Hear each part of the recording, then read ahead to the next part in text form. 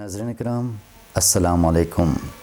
آج علامہ اقبال کی جس نظم کی تشریح کریں گے اس نظم کا عنوان ہے ابر کوہسار، اور جیسا کہ آپ جانتے ہیں کہ ابر بادل کو کہتے ہیں اور کوہسار پہاڑ کو کہتے ہیں، اور اس نظم کے عنوان کا مفہوم ہوا پہاڑوں پر چھانے والے بادل، یا پہاڑوں پر موجود بادل، یا پہاڑوں پر اڑنے والے بادل، یا پہاڑ پر تیرنے والے بادل۔ یہ نظم 1901 میں مخزن رسالے میں شائع ہوئی۔ اس وقت اس نظم کے 10 بند تھے، لیکن بعد میں جب علامہ اقبال اس کو بانگ درا میں شامل کر رہا تھا تو اس میں کچھ کٹوتی کر کے 4 بند انہوں نے کتاب میں چھاپ دیے، لہٰذا اب بانگ درا میں یہ نظم 4 بندوں پر مشتمل ہے۔ یہ نظم جو ہے اقبال کے ابتدائی نظموں میں اس نظم کا شمار ہوتا ہے، اور یہ اس کی جو ابتدائی شاعری ہے اس کی ایک مثال ہم کہہ سکتے ہیں۔ اور کہا جاتا ہے کہ شروع میں علامہ محمد اقبال جیسا کہ ظاہر ہے مغربی شعراء سے متاثر تھے، اور اس کا فائدہ یہ ہوا کہ علامہ اقبال خیالی شاعری سے دور ہو گئے اور حقیقی شاعری کرنے لگے، جیسے یہ فطرت کی شاعری ہے، نیچر کی شاعری ہے، یہ اسی کی ایک مثال ہے۔ تو آئیے آغاز کرتے ہیں۔ کہتا ہے بلندی سے فلک بوس نشیمن میرا، ابر کوہسار ہوں گل پاش ہے دامن میرا۔ اچھا، یہاں پہ فلک بوس کا مطلب ہے آسمان چومنے والا، اور نشیمن رہنے کی جگہ یا آرام کرنے کی جگہ۔ ابر کوہسار وہ بادل جو پہاڑ پر موجود ہوں، گل پاش پھول بکھیرنے والا۔ کہتا ہے کہ ہے بلندی سے فلک بوس نشیمن میرا۔ کہتا ہے جہاں پہ میں رہتا ہوں وہ جگہ اس قدر اونچی ہے کہ وہ آسمان کو وہ جگہ چومتی ہوئی نظر آتی ہے، آسمان کو چومنے والا مقام ہے۔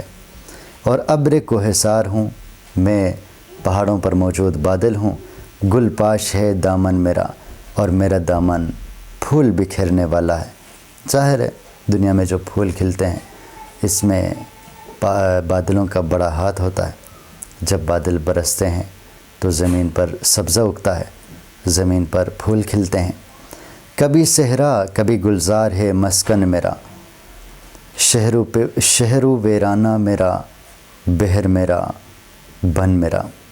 یہاں پہ گلزار چمن کو کہتے ہیں، صحرا دشت کو کہتے ہیں، مسکن سکون کی جگہ یا ٹھہرنے کی جگہ، اچھا بحر سمندر کو کہتے ہیں، بن جنگل کو کہتے ہیں۔ تو بادل کہتا ہے کہ کبھی میں صحرا میں ہوتا ہوں، کبھی چمن میں ہوتا ہوں، اور اس طرح کبھی شہر میں، کبھی ویرانے میں، کبھی سمندر میرا ٹھکانہ بنتا ہے، تو میں کبھی جنگل میں چلا جاتا ہوں۔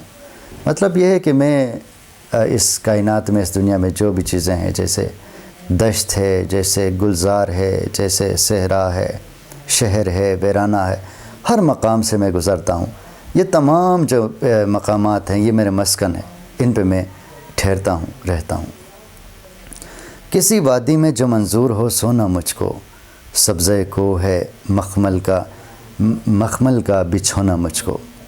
وادی پہاڑوں کے درمیان مقام کو کہا جاتا ہے، اور سبزے کو پہاڑ کے اوپر جو سبزہ ہے، جو گھاس ہے۔ مخمل ایک نفیس کپڑا ہے، نرم کپڑا ہے، بچھونا جو بچھاتے ہیں۔ کہتا ہے اگر کسی وادی میں جو منظور ہو سونا مجھ کو، اگر کسی وادی میں آرام کرنا مجھ کو منظور ہو، اگر میں آرام کرنا چاہوں، سونا چاہوں، تو پھر کہتا ہے سبزہ کو ہے مخمل کا بچھونا مجھ کو۔ تو پھر جو کہتا ہے پہاڑ پہ جو سبزہ ہے، جو گھاس ہے، وہ میرے لیے مخمل کی طرح ہے، بچھونے کی طرح ہے، اس پہ میں آرام کرتا ہوں۔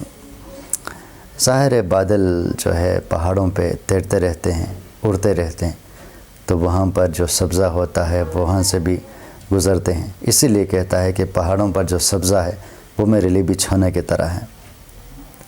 مجھ کو قدرت نے سکھایا ہے درافشاں ہونا، ناقہ شاہد رحمت کا خودی خواں ہونا۔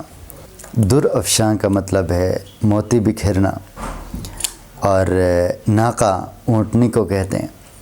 شاہد رحمت یعنی خدا کی رحمت ہم کہہ سکتے ہیں، یا خدا کی رحمت کو دیکھنے والا۔ حدی خاں، حدی جو ہے ایک نغمے کو کہا جاتا ہے، اور خاں سنانے والا، یعنی اونٹوں کو تیز چلانے کے لیے جو ان کے ساتھ ہوتے ہیں، شتربان جنہیں کہتے ہیں، اونٹوں کو چلانے والا، تو وہ جو موسیقی سناتے ہیں یا جو گاتے ہیں اس کو حدی کہا جاتا ہے، اور گانے والے کو حدی خاں کہا جاتا ہے۔ مجھ کو قدرت نے سکھایا ہے درفشاں ہونا، کہتا ہے مجھے قدرت نے یہ سکھایا ہے کہ میں موتی بکھیرتا ہوں۔ یہ جو بارش کے قطرے ہیں ان کو موتیوں سے تعبیر کیا ہے، بادل ہی ہے جو آسمان سے موتی گراتا ہے۔ ناقہ شاہد رحمت کا حدی خاں ہونا، کہتا ہے کہ یہ مجھے قدرت نے سکھایا ہے کہ میں جو رحمت کی، جو خدا کی رحمت ہے، کہتا ہے اس کی جو اونٹنی ہے اس کا حدی خاں ہوں۔ ظاہر ہے بارش کو رحمت کہا جاتا ہے، خدا کی رحمت ہے، تو کہتا ہے کہ میں ہی ہوں جو بارش برساتا ہوں، اور بارش کی جو اونٹنی ہے اس کا حدی خاں میں ہوں، یعنی میری وجہ سے بارش کی جو اونٹنی ہے، رحمت کی جو اونٹنی ہے، وہ جو ہے زمین کی طرف سفر کرتے ہیں، زمین پر پہنچ جاتے ہیں۔ غم زدائے دل افسردہ دہقان ہونا، رونق بزم جوانان گلستاں ہونا۔ یہاں پہ غم زدائے کا مطلب ہے غم ختم کرنے والا، دل افسردہ کا مطلب ہے اداس دل، افسردہ دل۔ دہقان کسان کو کہتے ہیں، رونق خوبصورتی کو کہتے ہیں، بزم جوانان نوجوانوں کی محفل، گلستان باغ کو کہتے ہیں۔ کہتا ہے غم زدائے دل افسردہ دہقان ہونا، کہتا ہے یہ جو مجھے قدرت نے سکھایا ہے کہ میں جو افسردہ دل ہے دہقان کا، وہ جو ہے خوش کر دیتا ہوں، اور ان کا غم میں ختم کر دیتا ہوں۔ مطلب یہ ہے کہ ظاہر جب بارش نہ ہو تو کسان بہت اداس ہو جاتا ہے، غمگین ہو جاتا ہے، اور اس کا غم جو ہے عروج پر ہوتا ہے۔ اور اس وقت جو ہے بادل آسمان سے جب بارش برساتے ہیں، بادلوں کی وجہ سے بارش برستی ہے، تو کسان کے غم ختم ہو جاتے ہیں، اور ان کا جو دل افسردہ دل ہوتا ہے وہ خوش ہو جاتا ہے۔ رونق بزم جوانان گلستاں ہونا، اور یہ مجھے قدرت نے سکھایا ہے کہ میں جو گلستان میں جو نوجوانوں کی محفل ہوتی ہے اس کو بھی رونق بخشتا ہوں، اس کو بھی خوبصورت بنا دیتا ہوں۔ ظاہر ہے یہ بھی ایک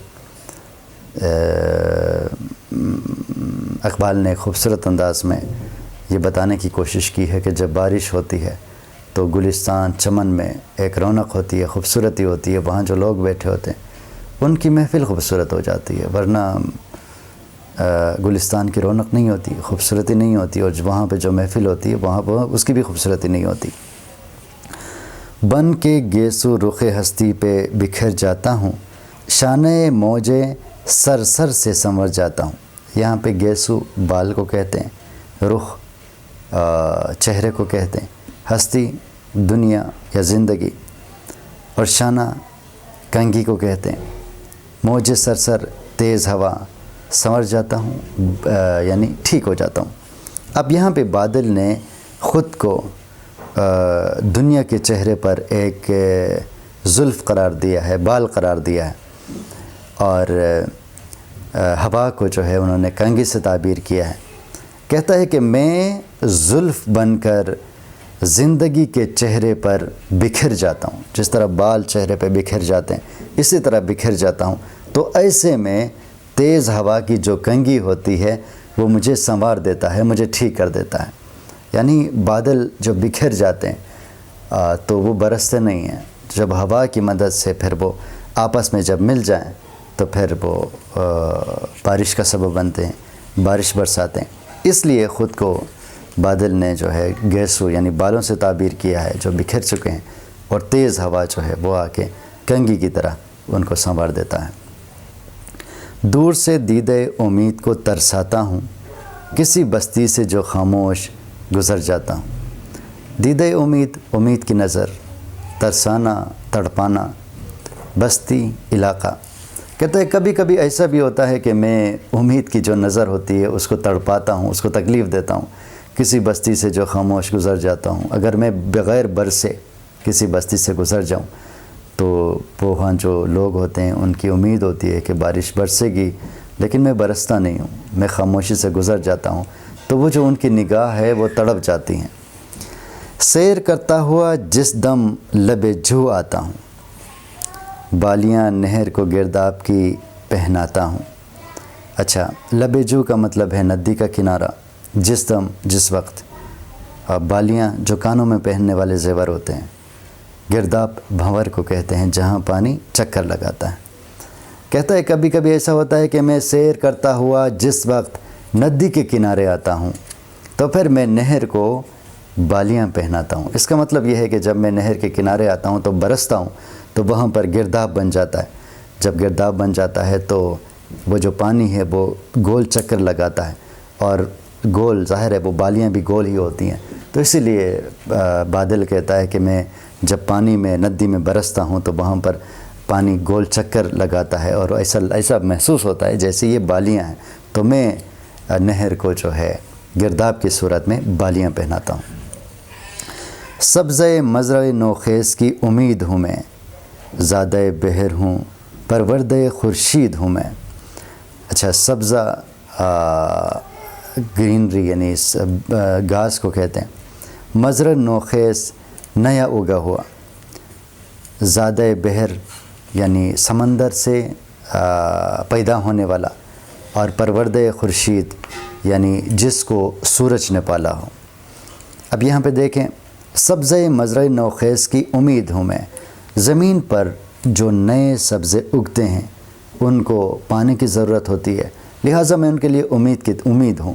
جب میں ان پہ بارش برسا دوں، جب میں ان پہ برس جاؤں، تب جو ہے نا وہ اور بھی سبز ہو جاتے ہیں، اور میں سمندر نے مجھے بنایا ہے۔ مطلب یہ ہے کہ سورج کی تیز روشنی جب سمندر کے پانی پہ پڑ جاتا ہے تو وہاں سے بادل اٹھتے ہیں۔ اس کا مطلب یہ ہوا کہ یہ بادل جو ہے سمندر سے بنے ہیں، سمندر نے ان کو پیدا کیا ہے۔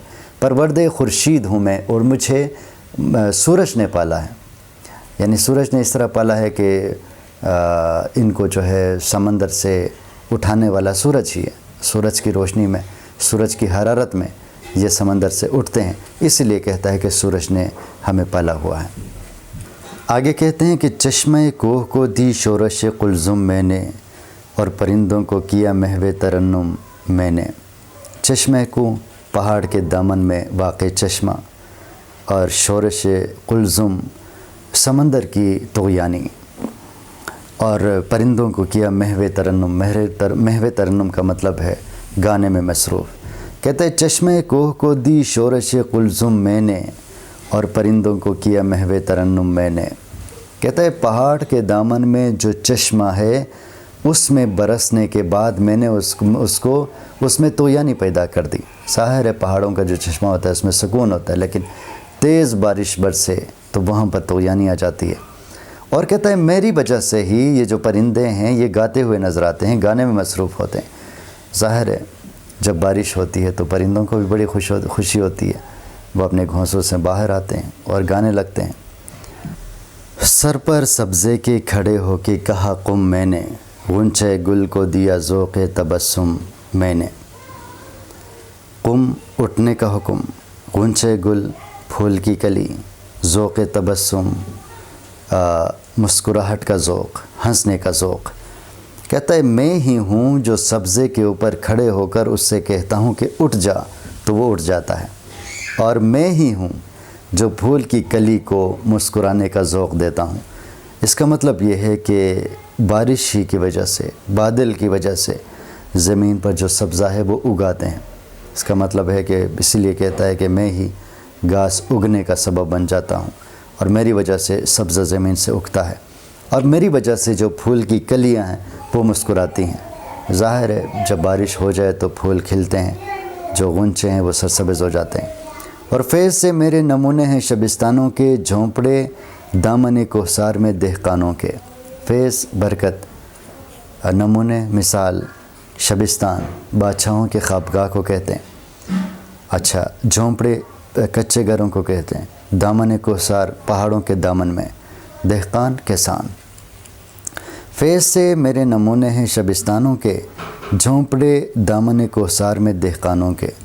تو بادل کہتا ہے کہ میری وجہ سے جو پہاڑوں کے دامن میں جو کچے گھر ہیں، جھونپڑیاں ہیں، وہ بھی اتنی خوبصورت ہوتی ہیں کہ وہ شبستانوں کی مثال بن جاتے ہیں۔ بادشاہ کی خوابگاہوں کی طرح وہ جھونپڑیاں بھی خوبصورت نظر آتی ہیں، صرف اور صرف میری وجہ سے۔